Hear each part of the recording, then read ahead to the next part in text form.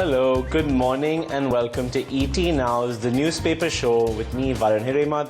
Over the next 30 minutes, we'll be walking you through all the top headlines from the Economic Times as well as the Times of India. But before we do that or go any further, let me say it's needless to remind you that the newspapers are completely safe. There seems to be a lot of misinformation regarding newspapers as a possible source of contamination for the COVID-19 virus. Please be rest assured this is not the case, and all the personnel at the presses are using the highest standards, whether it be sanitization, use of PPE and handling of newspapers. So if you are interested in getting your newspaper delivered to your residence, please go to wantmypaper.com, where you can explore all the arrangements that have been made available for the same. Once again, I repeat, wantmypaper.com if you want your newspaper to be delivered to your residence. With that being said, let's now move forward to the top 10 stories of this morning, beginning with the fact that relief is likely in physical checks of Chinese cargo. So we heard about this yesterday, and now some relief coming in on the same front. Byju's valuation tops the $10 billion mark, making it one of the most expensive startups in Indian history. M&M may face hurdles in SsangYong stake sale. So that's another key development to track as far as M&M is concerned. JioMart unleashes discounts in e-grocery fight. So that again I believe is quite self-explanatory. L'Oreal too will drop White and Fair. So not just Fair and Lovely, but now from HUL, but another big FMCG company also thinking of dropping the White and Fair label from their product. GMR, Fairfax in race to redevelop stations. Army Chief briefs Prime Minister Rajnath on Ladakh situation. Russia agrees to look at advancing S-400 delivery. IIM-A, IIM-B to go online for first semester. And US may train Indian fighter pilots. Okay, let's now take it forward to the top 5 corporate stories of this morning. Byjus adds new investment to its books. JioMart unleashes discounts in e-grocery fight. L'Oreal too will drop White and Fair. I Squared, GMR, Fairfax in race to redevelop stations. So those are broadly the stories for this morning. And let's now move forward with our individual case-by-case stories. So coming to page 1 of the Economic Times, India could potentially relax 100% physical verification of Chinese import consignments at ports as well as airports. The decision was taken at a high-level meeting in the Finance Ministry yesterday. The government is considering industry's demand to allow importers with authorized economic operator status to get clearance without the 100% manual check for goods from China. So this was written by Deepshika Sikharwar, the Economic Times. Do have a read if you are interested. Okay, moving on to page 9 of the Economic Times. One second, I'm sorry, excuse me, I believe.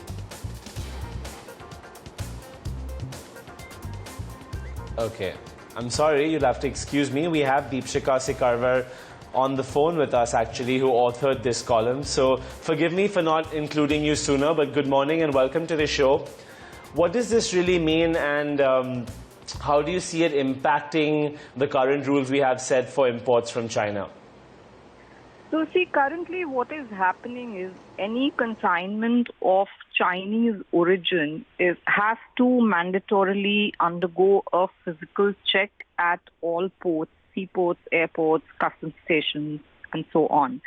Now, physical check, as we know, and 100% physical check can mean a lot of paperwork, also not just at the customs end, but also at the end of companies. And this leads to delay because customs agents have to deploy additional manpower for repackaging goods that have been opened, so on and so forth. It also means additional costs for companies. Now, lot of these, we get a lot of finished products from China as well as a lot of inputs from China, and both have got stuck at various ports, and and we now have sort of moved to unlock only recently. So industry is sort of really trying to recover, get to business as in the normal circumstances, and it has really hampered this process of normalization at this juncture. So industry has represented to the government, and they really took up because it was hampering production and supply chains and so on. So government is looking to sort of bring out some relaxations. While, there was no formal instruction, as we know, for these 100% checks. It was based on an intel which was fed into the system. But we now understand it would be probably goods specific or, limited to trader importers who are only importing goods, finished products for trading in the country. Manufacturer importers could be, kept out of these checks. How the process will evolve, it is still under works, and a decision, the process would be finalized, the contours would be finalized very soon. Over to you. All right, Deepshika, thank you so much for walking us through what that really means. I'm sorry I skipped you earlier, and we look forward to having you on the show more often. Thanks a lot for joining us this morning. Okay, let's move forward to M&M, Economic Times, page number 9. Mahindra and Mahindra may have to take permission from its lenders to sell a majority stake in its Korean arm, SsangYong Motor. M&M may face hurdles in the SsangYong stake sale. The buyer will have to clear all dues, says lenders. M&M's stake sale may jeopardize refinancing of loans, and M&M may sell a minority stake and plow back the money. So a lot happening at this firm. Granted, there's tough times in which the sector in which it operates, so they do have to look at possibly trimming operations that are not exactly cash flow positive or profit positive. So it seems that something of that nature is happening at M&M, and if you are interested, once again, page 9 of the Economic Times, do have a read. Okay, we're going to move forward to Economic Times, page 3. We're talking about the IIM-A and B to go online. So the country's top business schools, as I just mentioned, are gearing up to start their academic schedule via the internet in July and August. IIM, Ahmedabad and Bangalore will start their new academic calendar with online classes from next month. As part of the plan, they will allow students who do not have proper internet facility at home to return to the campus, delay academic evaluation, or conduct it online and cut down on holidays to make up for lost time. So needless to say, COVID is still very much around, but we do have to begin our academic semester, especially for your higher level MBA students that are attending some of the top premier institutes in the country. IIM is possibly the most premier institute in the country. So it seems that either a combination of online, if you are unable to do online, you will be allowed to return to the campus, and they'll figure out possibly some kind of manner in which these students can resume their classes. Nonetheless, an important development to track, and not just from IIM, but we'll be looking out to hear from all the other universities in the country and schools as to exactly what the plan is as we gear from Unlock 1.0 to an Unlock 2.0 in just a few days' time. Okay, but surging forward yet again to blue-collar wages, and this is the Economic Times, page 8, for those who are interested. Wages in labor-intensive sectors may rise by 10 to 20%. With manufacturing companies willing to pay a premium to complete pending orders. Textile, auto component, leather, and a whole spectrum of small businesses and construction companies that are dependent on unorganized workers are pushing up wages to get workers back to work. So you're looking at a 10 to 20% pay hike for these guys. Their current salaries vary from 12,000 to 25,000 per month. And Team Lease, specifically, who employs a lot of blue-collar workers, as does a Quest or an SIS, sees a wage escalation of over 7 to 8%. So, for once, the bottom of the pyramid has a little more bargaining power. These workers lower down usually don't really get a say in what they're going to get paid. But right now, as there's been a lot of migration back to the villages, there's a huge shortage in the urban areas. And specifically in construction infrastructure, you need manpower to complete these jobs. So it seems that the owners of these businesses are now saying, okay, fine, come back, work with us, we'll increase your pay by as much as even 20%. So some relief, but at the same time, we all know the overall situation is still very bad for the migrant workers, and they are possibly in need of the most aid among everyone. So that's it from me, 3 stories back to back. Let's now bring on board Vinny, because ITC put out their Q4 numbers yesterday and there was a lot of buzz in the stock. The stock was really active and a bit choppy as well. And it seems that yesterday the numbers have come out fairly decent and perhaps even a little ahead of the ET Now poll. But Vinny is here to walk us through all of that. So good morning, Vinny. Welcome to the show. Take it away. ITC posted its Q4 FY20 numbers, and the numbers on terms of revenue and margins are below the ET Now expectations, while the profits are exactly in line with what ET Now was expecting. Now, in terms of revenue, the revenue came at 11,420 crores. It was down 6.4%, mainly impacted by the lockdown during the last 15 days of March, as well as the price hikes, taken in the cigarette business of the company of around 10 to 15%. That is also something that impacted the overall sales of the company. Now, talking about the margins came in at 36.5% versus 37.3% on a year-on-year basis. That's also seen a contraction. So that is something overall has impacted the business due to the lockdown. In terms of profits, yes, profits have come in at 9.1%, which is increase of 9.1%, and a stand at 3,797 crores. This is mainly due to the lower tax rate cuts which have taken place, and that's boosting the profits of the company. Talking about the segment revenue, cigarette revenue comes in at around 5,130 crores, which is the main part of ITC's business. So, that falling down by 6.5% for the quarter is something very important. And, this is impacted by the lockdown, as I mentioned before. Now, EBIT of the cigarette business is also down by 11.7% for the quarter.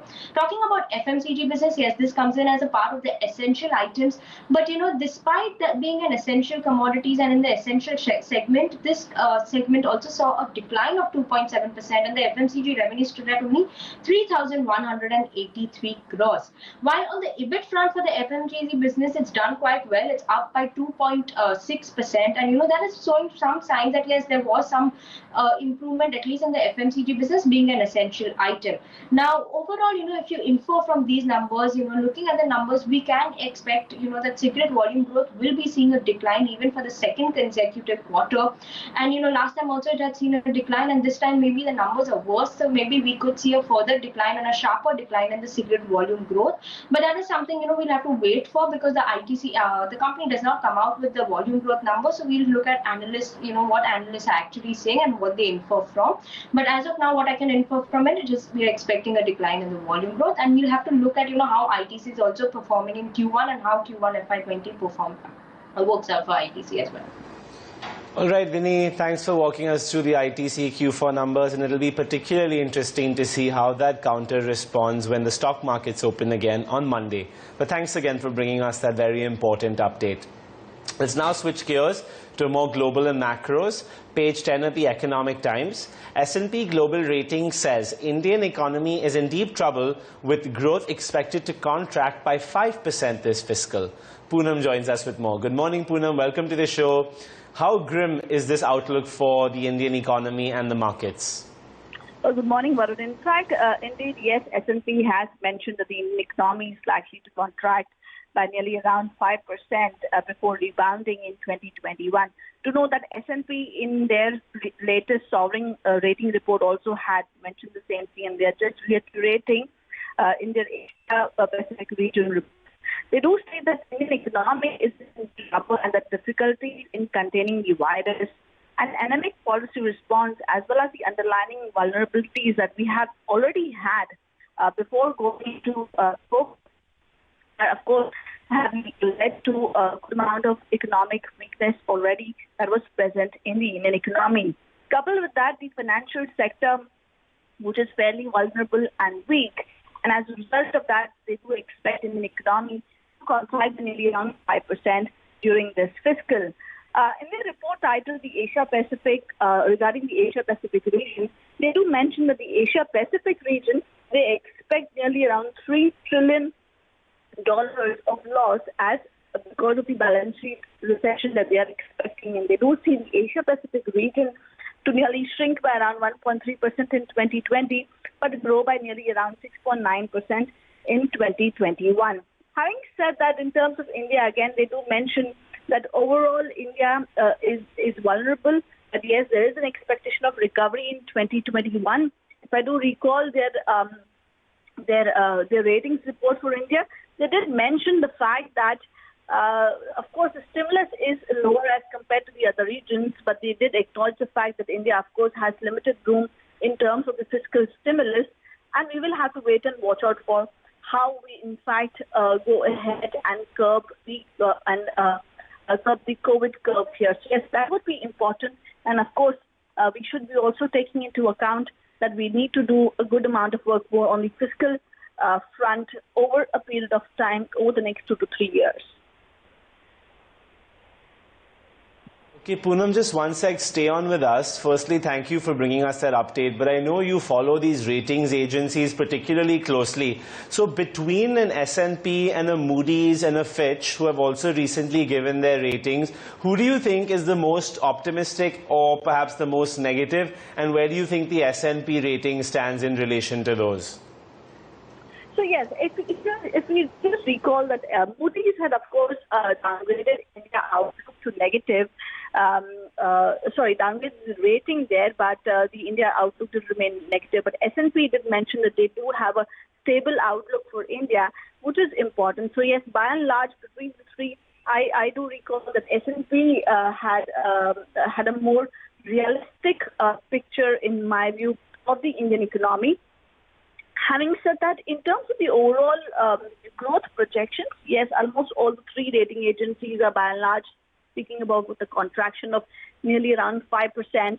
Even an IMF report very recently did speak about a 5% odd contraction. So yes, more or less we are all the rating agencies are on similar lines, speaking about near about a 5% contraction during this year, but a sharp recovery given the low base in the next year. Nearly about everybody is speaking about the fiscal vulnerabilities and, of course, the vulnerability in terms of the financial sector. So more or less, we are speaking about the same lines, but yet, in terms of the overall outlook, a realistic picture was more from S&P, I would say, Varun. Okay, thanks so much, Poonam, for also distinguishing between the three, and thank you so much for taking out the time to chat with us this morning. Let's surge on forward. Page 4 of the Economic Times, the upper left corner specifically. Now, Vivek, my colleague who tracks these things closely, is going to walk you through the story, but I'll just give you the intro. Companies from the US and Canada have submitted their initial bids for redevelopment of 4 railway stations in the country. These include US private equity firms I Squared Capital, GMR, Kalpatru Group, and Canada's Fairfax Financial. 9 companies have submitted a total of 32 applications to request for qualification for redevelopment. But Vivek knows the finer details of all of this. And good morning, Vivek. Welcome to the show. Could you walk us through what this means and which bidders are more likely to secure the project? It's going to be very interesting. Remember, India had put out an RFQ for the first private-public partnership when it comes to developing and redeveloping of railway stations. We're talking about 4 main railway stations here: Gwalior, Nagpur, Amritsar, as well as Sabarmati. So now, 32 total requests, 9 players are interested, out of which some of the prominent names are I Squared, GMR, Fairfax. All of them are in the race for the redevelopment of these 4 stations. Having a look at the size of the redevelopment, the 4 project costs, will be 465, 300, 375, 156 crore respectively. And it's extremely interesting to see the high amount of interest. So clearly, when you're talking about the railway station redevelopment, a lot of value being seen in this particular business, and which is why you're seeing so much of interest as far as the RFQ is concerned. When you're talking about the entire private-public partnership appraisal committee formed by the government for PPP projects, this is going to be an indication of how these projects pan out, and the success of this particular project will actually encourage many more such partnerships in the future. It's going to be a very interesting development. It'll be interesting to see who also wins the race. All right. Thanks so much for bringing us that update. Let's now move forward to Byjus. Byjus has added a new investment to its books from Mary Meeker's fund. With valuation pegged at $10.5 billion, Chandra now joins us with the details. Chandra also helps us to understand how startups are planning to cut their China exposure and diversify their portfolios by searching for alternatives. But over to you, Chandra. This is a big shot in the arm for Byju because this is the first investment from bond in India, and Mary Meeker, who's part of this fund, remember, is one of the most respected internet analysts in the world. Her internet trends report that she used to put out from Kleiner Perkins was closely tracked for all the trends driving the internet. Now with this development, Byju's now is India's second most valued unicorn after Paytm. It's valued at over $10 billion, and at a time when various unicorns and startups have been struggling because of the lockdown, because of COVID-19, online learning platforms such as Byjus have seen usage going up because schools are not completely open. More and more children are relying on digital means to really amplify their learning and ensure they don't step back. So this investment really underscores all these trends that are happening, and it goes to show the potential that online learning could have going forward. Now, as far as the second story on China and Chinese investments is concerned, this is something that we have been talking on the channel as well in the last few weeks, because remember, out of 30 unicorns in India, 18 of them at least have Chinese investors. This includes the likes of Paytm, Byjus, Alibaba, Zomato, companies such as big Chinese internet giants such as Alibaba, Tencent, Shunwai Capital have been prominent investors in India. But now, in the light of the recent border tensions as well as predatory investments happening from China, the government has had recently amended FDI rules, and investors have now started telling these startups that they have to diversify their cap tables and find other sources of capital. As Jio Platforms' recent 1 lakh crore rupees fundraise showed, it is possible to raise capital from an investor table that is completely non-Chinese. So startups will now have to start looking at these alternate sources of capital, whether these are American investors or investors from the Middle East or other geographies. But this is something that they will have to do because investors believe this is not a short-term trend, that the anti-China sentiment is here to stay. All right, thanks for that, Chandra, for that very important update on Byjus, and truly what a valuable company it's become in such a short span of time. But let's move forward again back to the front page of the Economic Times. Reliance Industries' new venture, JioMart, is now taking the fight to the big players in e-commerce. We're talking about businesses like Big Basket, Grofers, Amazon are all going to feel the JioMart pinch. The new venture by RIL has been offering heavy discounts on groceries and other products. Shambhavi Anand from ET joins us with further details on this. Over to you, Shambhavi. Reliance Industries recently launched their e-commerce grocery platform JioMart across 200 cities in India.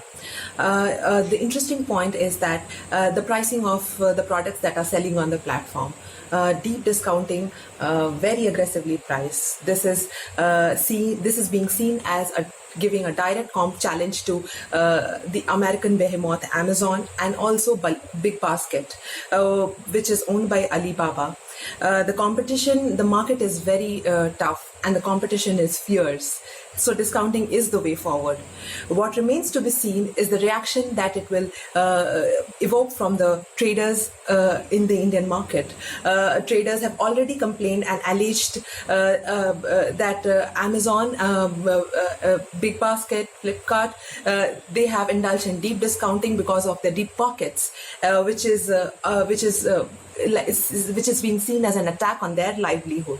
With an Indian company also doing the same, will the traders take it positively, or will there be an uproar?